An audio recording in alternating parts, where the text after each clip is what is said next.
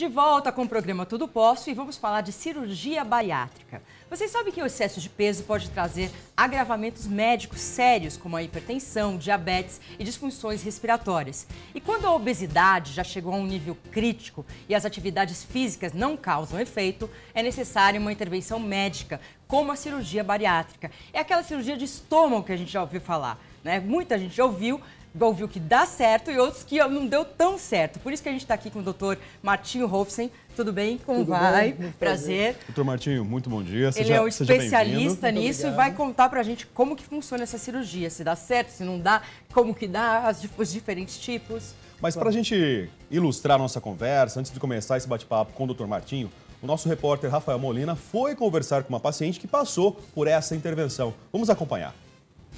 Nós vamos conhecer agora a Juliana Sanches, que fez a cirurgia bariátrica. Antes, vamos conhecer o passado da Juliana, uma foto dela 3 anos atrás, antes de fazer a cirurgia. Essa era a Juliana, porque agora vocês vão conhecer, ou melhor, vocês vão se surpreender com a nova Juliana. Quantos quilos, Juliana? Eu emagreci 48 quilos. O porquê da cirurgia? Eu fiz a cirurgia porque eu estava num processo só de engordar, e eu tentava várias dietas e não conseguia emagrecer. Fazia regime, não fazia atividade física, fazia porque eu não aguentava, eu cansava muito só de fazer uma caminhada, já cansava, então era mais difícil emagrecer. Aí eu optei pela cirurgia. Quantos quilos você conseguiu perder já no primeiro mês? Olha, eu perdi em média 8 quilos. O que mais melhorou na sua vida depois da cirurgia? Tudo, porque antigamente eu não podia comprar uma roupa, porque eu tinha que usar o que me servia nas lojas, eu não podia escolher. Eu não conseguia subir uma escada, que eu já chegava cansada, exausta. Tudo, né? Sua relação com a comida melhorou? 100%. O suficiente para ela escolher trabalhar com isso, né? A Juliana é quase uma gastrônoma, ela está formando em gastronomia. E que tal a gente levá-la para fazer uma receita lá no programa? Topa? Topo, pode ser. Uma receita para manter essa boa forma. Então fechou. É com vocês no estúdio. Juliana tá linda, tá elegante, saudável, mas é claro que foi todo um processo para ela poder chegar até a mesa e fazer a cirurgia, não é, doutor? É claro. A gente tem que ter em mente que, apesar de muita gente pensar na cirurgia como um processo estético ou um procedimento estético, a cirurgia bariátrica ela trata doença. A obesidade, como a gente viu inicialmente no programa, é um termo usado por uma situação médica que leva ao agravamento da saúde e traz consigo uma série de outras comorbidades igualmente graves. Hipertensão, diabetes, dislipidemia, que é o aumento das gorduras no sangue, sobrecarga das articulações, aumenta muito o risco de morte precoce, por infarto, por acidente vascular cerebral e assim por diante. Então isso tem que ser considerado. Porque se a gente não interferir nesses pacientes em médio ou em curto prazo, eles vão morrer precocemente. É claro que a nossa sociedade tem aquela questão da estética nos pacientes magros, mas isso tem que ser visto como bônus, porque a cirurgia bariátrica não é um procedimento estético. Então, quão gordo tem que estar a pessoa? Quais são as características da pessoa que pode fazer a cirurgia? A gente sempre tem que levar em conta o índice de massa corpórea. O índice de massa corpórea é uma relação matemática entre o peso e a altura. Se a gente pegar o peso e dividir pela altura ao quadrado, essa relação matemática tem que ser maior do que 40, com ou sem doenças relacionadas à obesidade, que foram aquelas que a gente viu inicialmente. Ou se essa pessoa tiver mais do que 35 e pelo menos uma dessas doenças, hipertensão, diabetes, colesterol, infiltração de gordura no fígado e assim por diante. Hoje já se aceita se a pessoa tiver mais do que 30 e uma doença extremamente grave. Que doença, por exemplo? Qual o exemplo? Por exemplo, a síndrome metabólica, que é uma relação entre essas doenças, hipertensão, diabetes, resistência periférica à ação da insulina, aumento da circunferência abdominal, porque esse quadro vai aumentar muito o risco de infarto ou morte precoce. Mas o caso da cirurgia, ela é um processo lá no final. Lá no final. Primeiro vocês avaliam todo o histórico do paciente, o que ele já tentou para emagrecer, é isso? Perfeito. Primeiro, a pessoa tem obrigatoriamente que ela tem que modificar os hábitos e o estilo de vida.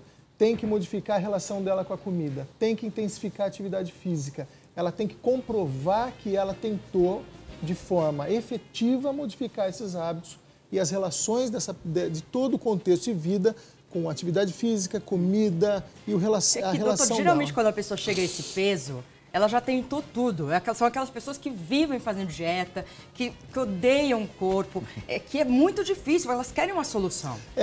Até porque o ganho, o excesso de gordura corporal, às vezes limita a prática de atividade física, limita essa pessoa buscar atividade física na academia. Às vezes não é só porque ela não quer, às vezes é porque ela não consegue. Não consegue. É chamado ponto de não retorno. A partir de determinado momento, essa pessoa não consegue mais simplesmente modificar os hábitos. Aí é que entra a cirurgia. A cirurgia é uma ferramenta que a gente vai disponibilizar para o paciente tentar modificar esses hábitos e estilo de vida. E a gente fala em cirurgia, mas são vários os tipos de cirurgia, não é isso? Basicamente, a gente divide a cirurgia em 3 grandes categorias. A cirurgia restritiva é aquela que vai diminuir o tamanho da porção ingerida pelo paciente, porção de alimento ingerida pelo paciente, levando esse paciente a atingir saciedade de forma precoce. Esse grupo de cirurgias não interfere na absorção de vitaminas. Segundo tipo de cirurgia, cirurgias malabsortivas ou desabsortivas. Elas não mudam muito o tamanho da porção alimentar ingerida, mas predominantemente diminui a absorção das vitaminas. Então a gente muda mais o perfil do tamanho do trânsito alimentar. A gente faz uma desabsorção, a gente muda a característica anatômica do intestino. E o terceiro grupo é a cirurgia mista. A gente tem um componente de diminuição do tamanho da porção e um componente do desvio do intestino. Quer dizer, vocês reduzem, no primeiro caso, vocês reduzem o tamanho do estômago. É isso. No segundo, a gente desvia o intestino. Okay. E no terceiro, a gente diminui o tamanho do estômago e desvia o intestino. Qual que dá mais certo? Depende do perfil. Depende do perfil do paciente. Isso muda, então, de pessoa para pessoa? Muda de pessoa para pessoa. Então, não tem hoje, o correto é não existir uma indicação absoluta. Depende do tipo de paciente que vai nos procurar. Então, por exemplo, eu gostaria de fazer uma cirurgia dessa. Eu adoro comer doce, não como tanto salgado, mas meu problema é comer muito doce. O que você faria? Para você, nada, porque você não tem... Não, mas se eu estivesse já doente... Provavelmente uma cirurgia que mexe mais com o desvio do intestino ou uma cirurgia mista. Porque, como o teu caso não come muito em quantidade, se a gente restringisse só o tamanho da porção, a gente provavelmente teria falha. Então, a gente teria que trabalhar uma cirurgia em que a gente iria promover um desvio no intestino, em que a gente diminuiria o tamanho, o aproveitamento dessas calorias. No começo, as cirurgias tiveram problemas, né? Sim. A gente ouve falar de algumas pessoas, não deu certo, não deu certo. Hoje ainda tem problema?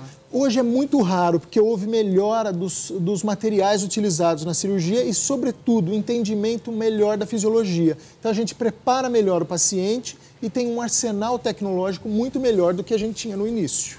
O senhor trouxe algumas coisas. Trouxe algumas coisas. Trouxe algumas peças. Bom, não se assustem, pessoal, que isso daí vai entrar no estômago de vocês. Bom, a primeira coisa que a gente tem que levar em consideração é que no início dos procedimentos a gente fazia pela técnica convencional, aquela técnica aberta. Hoje é muito raro fazer pela técnica aberta convencional. Hoje a gente faz ou por videolaparoscopia, em que a gente usa pequenos furinhos para fazer a cirurgia, ou pela técnica da cirurgia robótica, em que o robô opera.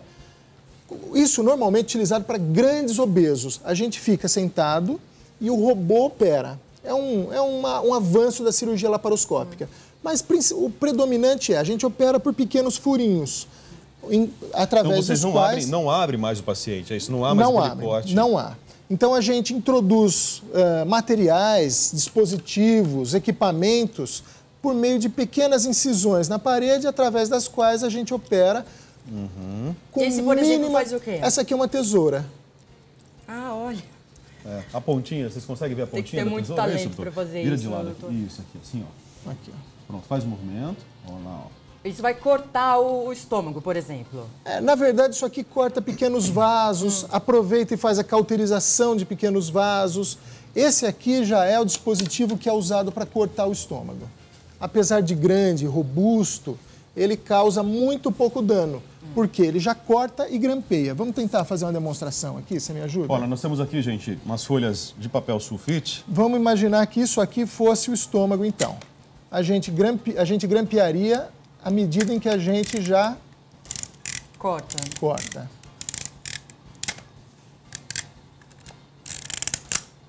Olha lá. Nossa! Que interessante. Olha aqui, ó, Mostra, na Rafael. minha mão. Então, esse aqui seria, de um lado, o grampo para o estômago e do outro lado o grampo para o outro estômago. E no meio já foi feito o corte. Ele fez o corte e já colocou o grampo. Já. Esse grampo fica no paciente? Fica na parede do estômago. Que material a musculatura é é um material semelhante ao titânio.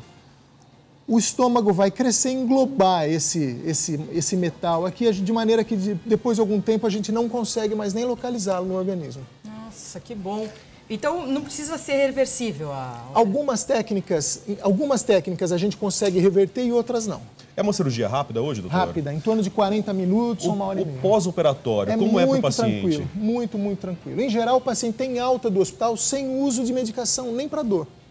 É muito Mas eu já tranquilo. ouvi falar que as pessoas ficam vomitando, que tem que tomar só água, líquido e tudo. Não, o líquido é porque o estômago está cicatrizando. Então, a gente vai evoluir a dieta de acordo com a fase de cicatrização do estômago. Mas vômito hoje é exceção. Jura? Agora, vamos deixar uma coisa bem clara, né? Acredito até que a cirurgia seja o primeiro passo, seja um componente de vários hábitos que a pessoa vai ter que adotar a partir daquele momento. É isso? É isso. A cirurgia, ela não é o último, ela é o último recurso naquela escala, mas ela não é o resultado, assim, todos os seus problemas acabaram. Não. Ela é uma ferramenta que a gente disponibiliza para o paciente, a partir daí modificar o seu estilo de vida. Eu até falo isso porque eu conheço pacientes que passaram por cirurgias, não sei qual foi a técnica utilizada, mas que acabaram engordando novamente. E parece que nada aconteceu. A cirurgia, se ela não for considerada como um mecanismo de ajuda, se ela for considerada como o último recurso, fatalmente esse paciente vai reganhar peso. Tá, e a cirurgia, como que o organismo aceita essa cirurgia? Ou aceita pelo menos essas próprias pecinhas, os grampinhos aqui? Não tem rejeição? O cérebro entende que houve uma redução ali também? É por isso que o principal, hoje, o principal cuidado que a gente tem é a preparação para a cirurgia. Então, faz parte da preparação para a cirurgia uma equipe multidisciplinar extremamente especializada. É diferente, por exemplo, se o paciente tem uma hérnia. Ele vai lá, faz a preparação pré-operatória, avaliação com cardiologista, preparação de risco operatório e submete a cirurgia da hérnia. Resolveu o problema dele. Para a cirurgia de obesidade, a gente vai modificar o estilo de vida. A gente vai modificar muitas vezes até o estilo de vida da família daquele paciente. E que profissionais trabalham com o senhor, por exemplo? Em geral, nutricionista, cardiologista, endocrinologista, psicólogo, preparador físico, uma série de especialistas e profissionais voltados para aquele paciente, para o bem-estar daquele paciente. E dependendo do paciente, às vezes a gente precisa recrutar outros profissionais. Depende da característica individual de cada paciente. E tem dado mais certo? Graças a Deus, hoje, com a evolução da técnica, do conhecimento, a gente tem tido muito pouca falha com o tratamento cirúrgico. As pessoas costumam associar a cirurgia de redução de estômago já com outro procedimento, inclusive estético, para tirar aquela camada de gordura que fica? Não. Esse é um erro conceitual. Porque se a gente vai submeter esse paciente a um processo de perda de peso, se a gente submetê-lo junto a um procedimento estético, esse procedimento vai, via de regra, falhar. Por quê? A gente vai submeter esse paciente agora a um procedimento estético, ele vai perder, por exemplo, 50 quilos, esse procedimento estético vai fatalmente falhar. Mas as pessoas costumam fazer pelo menos depois isso. Depois, se for necessário, depois ele vai ser submetido a um procedimento estético, sim. E quem cobre essa cirurgia? Justamente, o senhor já falou desde o começo que não é estético, é saúde. Então, o SUS, Sistema Único de Saúde, por exemplo, hoje já tem a cobertura? Se o paciente se a gente caracterizar que o paciente se enquadra naqueles parâmetros iniciais, mais do que 40 com ou sem comorbidades, se ele tiver mais do que 35 com comorbidades, todos os planos de saúde são obrigados a dar cobertura para isso. Todos os planos de saúde? Hoje em dia, isso é determinação da Agência Nacional de Saúde. E a Sociedade Brasileira de Cirurgia Bariátrica e Metabólica, ela tem lá nas determinações dela a obrigatoriedade, os planos de saúde têm a obrigatoriedade em cobrir. Nossa, que ótimo, né? Porque tem muito obeso mórbido que a gente nem sabe que estão todos internados nos hospitais. Inclusive, a cirurgia deve ser feita por videolaparoscopia. Tem plano de saúde, às vezes, que quer, por uma questão, às vezes, de preço, fazer a cirurgia de maneira convencional. A Sociedade Brasileira de Cirurgia Bariátrica e Metabólica mantém um site para orientação dos pacientes, chama Obesidade Sem Marcas, por causa da cirurgia videolaparoscópica, que os pacientes podem entrar lá e ter acesso a todas as diretrizes que ela mantém, inclusive em parceria com a Agência Nacional de Doutor Saúde. Martinho, tem uma idade mínima, uma idade máxima que a cirurgia é recomendada? Em geral, a partir da adolescência. Adolescentes já estão fazendo Já cirurgia? estão fazendo. Inclusive, tem um trabalho agora em andamento com o HC na USP para pacientes já na infância, pacientes muito jovens que já têm obesidade severa por causa da infiltração de gordura no fígado, evoluindo para cirrose. Então, a própria HC já submete pacientes na infância para... A idade máxima? Idade máxima até por volta de 65 anos. Que é uma cirurgia, que é a idade limite para qualquer outro tipo de cirurgia, na verdade, Sim, mas sem riscos, né? Casos isolados são avaliados individualmente, né? A pessoa fica com sequelas de alguma forma em função da cirurgia? Ou Quando não? a cirurgia é bem escolhida, caso a caso, é muito raro ter sequela. Via de regra, a gente melhora sobremaneira a saúde do paciente. O senhor falou cirurgia bem escolhida, mas antes de tudo também escolher um bom cirurgião bariátrico, não é? Acho que existem critérios a serem colocados também nessa situação, né, doutora? Eu acho que o recado que a gente deve deixar para os pacientes é: procure o seu médico, o médico de família, aquele médico que você tem confiança, para que ele faça a avaliação e determine se você tem indicação de um bom procedimento, de um procedimento desse tipo. E ele certamente vai saber indicar um cirurgião da confiança dele, ou vai procurar na Sociedade Brasileira de Cirurgia Bariátrica e Metabólica alguém para te indicar. Eu não entendi uma coisinha que o senhor explicou. No começo é só líquido. Líquido. Pós-operatório. Líquido, sopa. Líquido de consistência de água, suco, E a pessoa isotônico. aguenta não comer? Aguenta porque a gente tem muita reserva para queimar. Depois vai evoluindo gradativamente a consistência. Que nem um bebê. Essa é a comparação perfeita. Tá. Como se nascesse de novo e fosse reaprendendo fase a fase até chegar na dieta geral. Essa reabilitação vai durar quanto tempo, doutor? Por volta de um mês. Um mês. E daí ela já está saudável para comer depois, não o que ela quiser, né? Mas aquilo que realmente puder comer dentro do limite, mais saudável. Exatamente. Mas não dá para trabalhar durante esse mês, né? Dá. A partir de uma semana, 10 dias, o paciente está de volta à rotina. E quando tem mais ou menos 3 semanas, está de volta à atividade física, normal. E conta pra gente, quem mais tem feito essa cirurgia, homens ou mulheres? Em geral, as mulheres, porque normalmente as mulheres têm a obesidade é um pouco mais prevalente nas mulheres. Qual o motivo disso?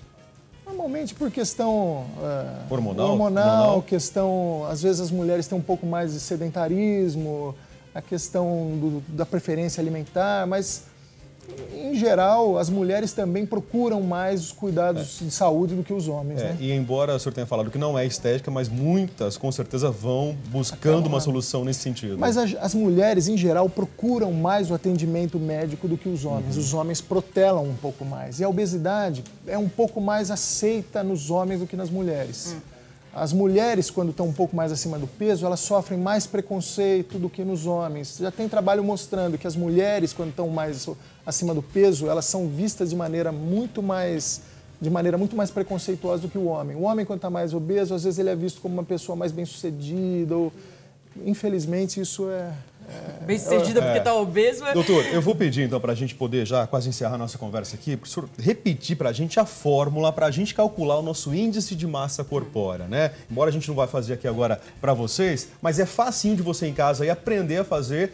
Pode fazer agora, né? Com papel, caneta na tua mão aí, facinho. É o peso em quilogramas dividido pela altura em metro ao quadrado. É o quadrado da altura. Altura vezes altura em metros. Então, o peso dividido pela altura ao quadrado. Então, vamos lá. O meu peso, vamos lá, 80 quilos. Dividido... É isso, viu, Maria Cândida? 80 quilos, tá bom? Depois da culinária de hoje vai para 82. Tá, mas 80 quilos dividido... O peso dividido pela altura ao quadrado. Então, vamos lá. Então, eu vou primeiro colocar o peso lá em cima, 82. Vou dividir por 1,80 vezes 1,80. É isso, é dessa forma, então. Exatamente. Se essa conta der mais do que 40 quilogramas por metro quadrado, o indivíduo tem obesidade mórbida. No intervalo, eu vou fazer a conta. Tá bom. Ele não precisa, doutor. Depois, eu gostaria que ele voltasse para falar sobre o balão. Não tem um balão? Tem. O balão já tem indicações mais flexíveis. Então, eu gostaria de saber mais sobre o balão, mas fica para uma outra conversa, porque a gente vai precisar de muito tempo para falar sobre a ser desmistificado, a ser esclarecido. Doutor, repete para a gente aqui o site da Sociedade Brasileira de Cirurgia Bariátrica e Metabólica. É www, as iniciais, Sociedade Brasileira de Cirurgia Bariátrica e Metabólica. SBCBM, isso? .org.br. Tá legal, lá você busca orientações, inclusive, sobre quais os tipos de cirurgia existem no mercado, em que situações elas se enquadram, né? E é claro, acima de tudo, buscar conversar primeiro com o seu médico para verificar se você realmente precisa ou não desse tipo de cirurgia. Doutor, muito obrigado pela presença, conversa muito muito esclarecedora. Muito obrigada, doutor. Bom, e agora, gente, se você quer pegar uma receita e você perdeu uma parte do programa, uma entrevista bacana e não sabe onde procurar, você vai no Facebook, a página do facebook.com, mas tem que ser /programa Tudo Posso. Lá tem pedaço por pedaço do programa, tem as receitas, tem tudo que você perdeu. E se você quiser mandar um e-mail pra gente, você pode mandar pro tudoposso@redefamilia.com.br. Rafael. Vamos de notícia. Uma mulher mexicana foi reconhecida como a pessoa mais velha do mundo. O nome dela é Leandra Becerra Lumbreras. Ela afirma ter nascido no dia 31 de agosto de 1887. Olha só, ela completou 127 anos no domingo, ontem. A mexicana tinha 27 anos quando a Segunda Guerra Mundial estourou, já era aposentada quando a Rainha Elizabeth II subiu ao trono britânico e tinha 82 anos quando o homem pisou na Lua pela primeira vez. E de acordo com o tabloide britânico Daily Mail, o segredo de Leandra, dessa mexicana, para ter uma vida longa, vejam só, é comer bem, dormir por dias a fio e nunca ter se casado. A mulher mais velha do mundo diz ter lutado na Revolução Mexicana entre os anos de 1910 e 1917 como líder do grupo Adelitas, que acompanhava os maridos na linha de fogo cruzado. A Leandra, que também era costureira, mora na cidade de Zapopan. Ela já enterrou seus 5 filhos e vários netos. Hoje ela tem 73 bisnetos, 55 tataranetos e as autoridades mexicanas agora estão empenhadas em devolver a certidão de nascimento de Leandra, que se perdeu durante uma mudança de casa, isso há 40 anos. Maria Cândida prestou atenção na fórmula da mulher aí, nunca se casou, ela dorme muito, dias e dias, e come bem. Que vida ótima, né? Comer bem, dormir muito e nunca se casar. Ela teria enterrado quantos maridos já, né? Ainda bem que nunca se casou. Essa é boa, mas pelo menos todos os filhos, aqui, né, os filhos da Leandra, como diz a notícia, já se foram. E pelo segundo ano consecutivo, o Leão está demorando mais tempo para devolver as restituições do imposto de renda. Nos 3 primeiros lotes, agora de 2014, que foram depositados em junho, julho e agosto, a Receita Federal restituiu aos contribuintes quase 6 bilhões, o que equivale a 3% a menos que o valor liberado no mesmo período do ano passado. Em termos reais, com números já atualizados pela inflação, o reembolso realizado nesse ano é o mais baixo, isso desde 2009. Porém, não há qualquer ilegalidade na prática de reter as restituições por mais tempo, desde que todas sejam depositadas até dezembro. A única exceção, é claro, é para as declarações que caíram na malha fina. E, nesse caso, a Receita tem até 5 anos para reembolsar o contribuinte. A tendência, portanto, é que as devoluções ganhem mais corpo agora, a partir dos próximos meses. E de acordo com uma pesquisa realizada na França, a prática regular da caminhada reduz o risco de câncer de mama. Segundo uma oncologista, o exercício físico também pode ser um forte aliado no tratamento da doença. É reportagem, vamos acompanhar. Você conhece algum exercício mais fácil de praticar do que a caminhada? Ela não exige habilidade e pode ser feita a qualquer hora do dia. Além de melhorar o condicionamento físico, ela pode trazer vantagens para o corpo e a mente.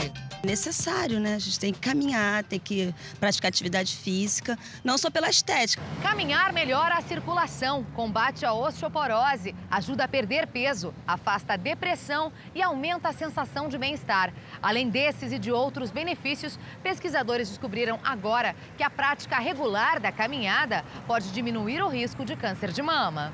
Uma pesquisa francesa feita com 60 mil pacientes mostrou que as mulheres que fizeram o equivalente a 4 horas de caminhada por semana tiveram uma redução de 10% de ter risco de câncer de mama, em comparação às mulheres menos ativas. Essa oncologista diz que as atividades físicas, como a caminhada, podem ser aliadas tanto na prevenção quanto durante o tratamento de um câncer de mama. A chance de morrer pelo câncer de mama ou a chance daquele câncer retornar no futuro, ela é menor nas pacientes que não são obesas e que praticam exercício físico. Há 5 anos, Cláudia foi diagnosticada com câncer de mama e precisou passar por cirurgia. Foi submetida a químio e radioterapia e, mesmo assim, durante o tratamento, ela praticou yoga e caminhada, que ajudaram muito na recuperação. Hoje, aos 51 anos, ela mantém as caminhadas e ainda faz corrida e musculação. Põe uma pessoa que malha e a outra que sedentária, nossa, a cabeça é completamente diferente.